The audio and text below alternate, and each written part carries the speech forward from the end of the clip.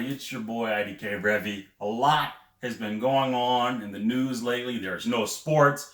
Every single movie and production is being put on halt or being postponed.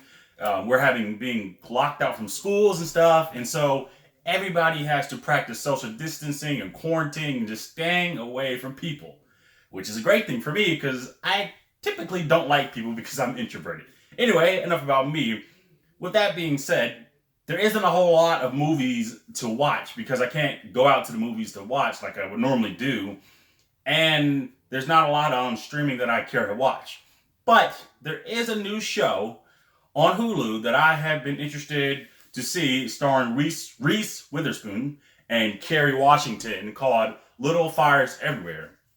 And this is an interesting show. It's a slow burn show that tries to discuss race and privilege and just different social classes and stuff like that. And it is very interesting. Like I said, it's a slow burn, but I'm going to get into it. In this episode, I'm pretty much going to just detail episodes 1 through 3, which is the only episodes that have been released now. The new episode will come out on Wednesday, March 25th, which will be 2 days from the time I'm shooting this video.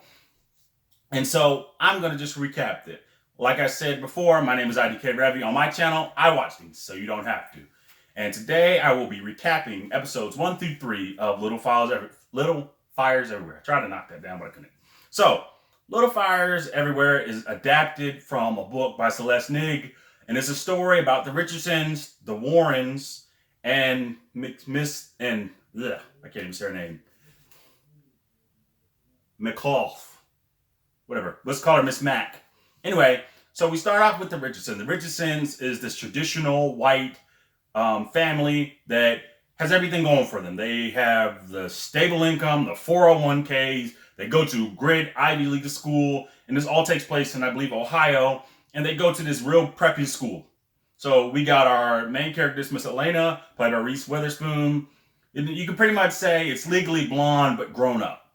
Then you got Trip, the jock son of the family. You got Lexi, the prissy princess, uppity yuppie. You got Moody, the down-to-earth boy who smokes a little weed, but he's not one of those lost causes. He's a good kid. He's a real good guy. He's a likable character.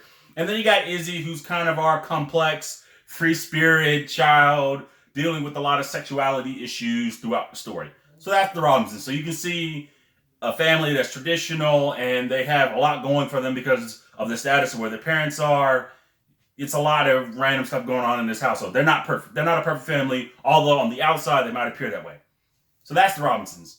Then we got the Warrens, which has Mia Warren, played by Kerry Washington, and her daughter Pearl Warren. And Kerry Washington plays she plays Mia Warren, who is this painter, Hollywood-style artist, which pretty much means that she can't struggle and function like a normal human being because she has to make art. So, you know how artists are whenever they portray them on screen. They just can't function, and they just don't know how to talk to people, and they always have these weird stares in their eyes because they're artists and all they know is art and painting and art. So she plays that, but then she's also a person who works paycheck to paycheck, and she's out there just trying to grind it out because she's got to make ends meet. And then her daughter, Pearl, is a smart child who, because their family is constantly moving a lot, isn't really able to get stable in a school, and she really can't really show off how academically gifted she really is. Or just gifted at all, because she just can't have that stability that she has. So, one day, the Richardsons put up one of their houses that they're renting out. They put it up on the market, and Mia, they happen to cross paths, and then she offers the house to Mia, Miss Elena Richardson. She offers the house to Mia. So I'm just going to say their names because I'm not going to put up pictures, but Reese Witherspoon's character gives Kerry Washington's character, she gives her this house. And it's like this nice, huge house she's able to rent, but then she's kind of like 90s cringe racist, where she's kind of like saying stuff. She doesn't really trust her, but she trusts her, but she wants to help out with these people, but then she doesn't want to help out to her. She doesn't want to seem like she's racist, but then she might be racist because she calls them African Americans and looks down on those people, but she's trying to do the best thing. So she gets this house, and while she's at this house, Mia's at the house, and she's just trying to raise her daughter. She's just trying not to rely on anybody else. She's trying to just make ends meet the way she knows how to make ends meet. Well, Pearl happens to go to the family's house. She hangs out with the kids because they're all around the same age. And then Moody, I believe his name, Moody gets a liking for her. Moody likes her just because, they're both cool. He's down to earth. She's down to earth. They make a little spark. They make a connection. Moody's brother, Trip, continues to look at her and give her these weird looks. And I'm sure that'll probably lead to something later on. But nothing right now.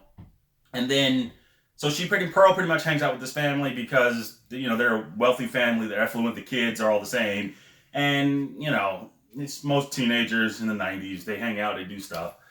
So Elena tries to make a connection with Pearl. She's trying to help her out, trying to be that mother figure for her, all while I think it's because she has the ability to do what she believes is the right tradition.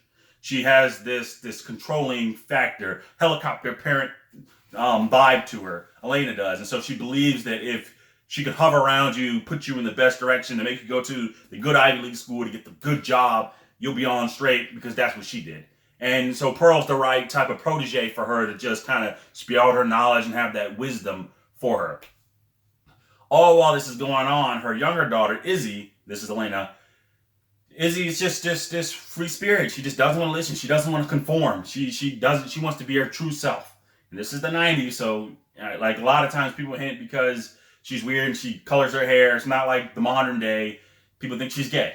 And they keep calling her Ellen DeGeneres, make references to queer pop stars, music stars, and just because she's just weird. She doesn't really look like she's gay. I don't know if there's such a thing that you can look like you're gay, but she doesn't act like the other girls. You know how any typical 90s television show or any typical 90s TV show is like that, but with a little more taste and a little PC versus if you watch old 90s stuff where it was a little tasteless. This is a little bit better because I know that the audience may be more from that community. So she pretty much kind of keeps her distance from her daughter, but she tries to control her daughter. She can control Pearl. So that's pretty much episode 1. So episode 2, we get down to the meat. We get a little bit more about Mia. She is offered a job by Elena, which she rejects because she didn't want to be like this housemaid. But because she sees that her daughter Pearl is making a connection with the family, she wants to keep an eye on her daughter. So she decides to just become like the little maid of the house and goes to the Richardson's house and starts cleaning up and cooking and taking care of Elena. And Elena awkwardly is trying to make these connections, but she's not able to make these connections because it's just weird. It's just hard for her to wrap her mind around somebody who I guess just doesn't have that type of privileges and resources at her means, So she's always skeptical of Mia. She's always watching her and trying to find, out every information about her, doing background checks, talking to the police, because she just wants to know more about her. She's just curious, just because she's black, and she's just she's trying to make sure she knows. Am I opening my house to this lady who I don't really know? So all that happens in episode 1. So we also get introduced to Miss Bibi Chow, which is this Asian lady who works with Mia at this restaurant that they work at, and Bibi pretty much lets her know that she lost her child. She had this child, but she wasn't able to take care of it, so she kind of abandoned the child. And when she abandoned, she couldn't take care of the child, and you could see there's one scene, I believe it's in episode 3. It starts off where Bibi is trying to take care of her child, but she can't take care of the child. So she goes to the store. She's trying to buy formula. She only's got 75 cents. And the lady's like, get the F out of here. You got to pay. You can't do it. Which they foreshadow to later on the end of that episode where Izzy is on a bus and she's this plucky little white girl who's trying to get on the bus and she can't pay. But the guy's like, don't worry about it. But anyway, Bibi tells her that she abandoned her child. She left it at the fire station. And she just wants to reconnect with her child because she's feeling the guilt of abandoning her child. A lot of this show really deals with, like I said, racism and class, but it also deals with motherhood. And it really just shows what it's like to be a mother and trying to do what's best for your child. And sometimes it's just learning about loving yourself and making the right decisions for your children. I think that's really what the root of this story is about. So Mia's working at the house. The kids are just being kids. And it turns out that Pearl wasn't able to get into a certain class. She wrote an essay. She was denied to get into class. Elena worked her magic to help her get into this class at this prep school. But this daughter, Lexi, stole Pearl's essay because she's trying to get into an Ivy League. I think it's Harvard. She's trying to get into Harvard, but she believes that she's this white girl that doesn't really have much experience, that they feel that won't be cultured enough for the progressive Ivy League school that she's trying to get into. So she steals something that has more of a background that's more hardship because she came from privilege. Lexi came from privilege. So she steals her essay. She steals it. She's going to submit it to go to Harvard. Also, Lexi has a black boyfriend, and she confines this information to her black boyfriend. Her black boyfriend doesn't feel too comfortable about it, and then he kind of tells Pearl, like, hey, you didn't inspire this girl. She stole your stuff. And all while this is going on, Mia is trying to find this Asian baby. Well, she's just trying to help. She's trying to help out BB because, BB's just distraught and she's crying. She can't have a child. So what happens is one day when Mia is talking to Elaine, she's at her house, just working on a party she's about to set up. Elena tells her that there's about to be a baby shower for one of her best friends, Miss Linda Mack, who's basically adopted this Asian baby, and it's the 1 year anniversary. It's like the 1 year birthday for the baby, not a baby shower. It's the 1 year birthday for the baby, and she's just throwing this party at the baby's house. And that's when it goes off of Mia's brain. Bing! Oh, I know somebody who's just missing an Asian baby. So the end of the I kind of blended the second and third episode. It's like it's all one big episode, but it's like chopped up into 3 episodes. And pretty much she goes and tells BB, hey, I found your baby. It's going to be at this house. BB goes to the house, confronts the parents, but then she gets taken out because she's this distraught lady who no one knows anything about. She's taken out of the house. And then the episode kind of ends. So what we kind of know about this episode is the little bit of secrets that are being kind of hidden. We don't know who started the fire. I mean, that's how it starts off. The house starts on fire. And throughout the episodes, we keep seeing reasons why some people would want to burn down this house, to start controversy. Is it Mia because she's jealous of the Richardsons? Is it Izzy because she's just rebellious against the family? Is it Pearl? Is it Pearl because she's jealous of what Lexi did? Is it Lexi doing it to cover up the information to make the family look bad? Is it Bill because he's mad because Mia doesn't cut the grass? It's so many things that are happening. Or is it BB? Did she burn the house down because she's jealous about the family? So many things are going on in the first 3 episodes. I really think it's a really fun episode. It's a really slow burn. And I can't stress that enough. It's really slow.